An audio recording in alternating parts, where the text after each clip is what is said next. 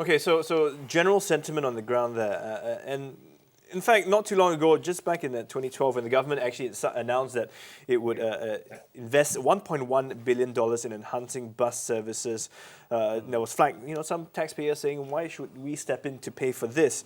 And by moving now to this new arrangement again, where the government clearly owns all the hardware, does it remove that moral hazard? What do you think? Okay, come back to fares. We have the institution called Public Transport Council. It's here to stay. I think when you talk about fares, ultimately we say, are fares affordable to the people? Can they afford it vis-a-vis the kind of service level that they enjoy in terms of the service provided? So the PTC, Public Transport Council, will continue to set and decide some fares. And we already have a fare review mechanism. There's a formula that takes care of it. Leave them to do the job, keep it separate.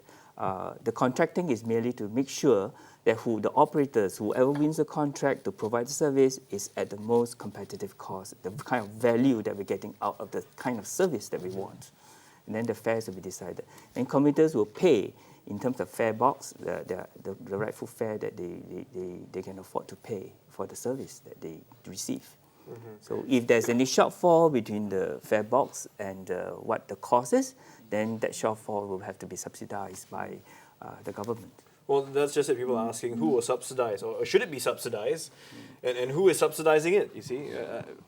Well, let me draw attention, because actually we did have one viewer, Anthony Fernandez, who just wrote into us on Twitter. He says, with the government taking over the role of regulator, it does make public transportation, make public transportation true to its meaning and objective. So yes. Is it still public transportation? It is. Yeah. If you look at it, frankly, there is no government pays all, do all the work, or the private entity runs all the services.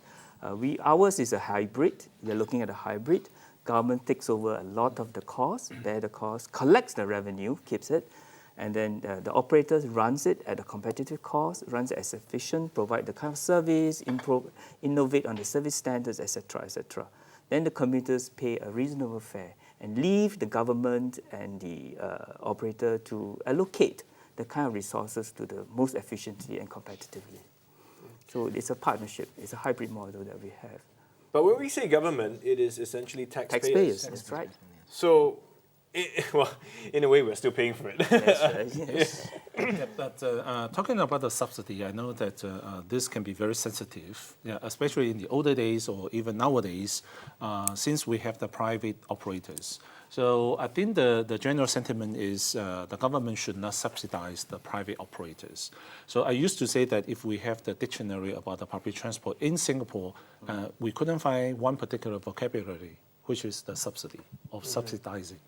But in the future, when government take back the control and the government will retain the fare box revenue and to give the fixed sum to the operators to operate the service, then if we still have this dictionary, then perhaps we are going to see the new vocabulary, which is the subsidy.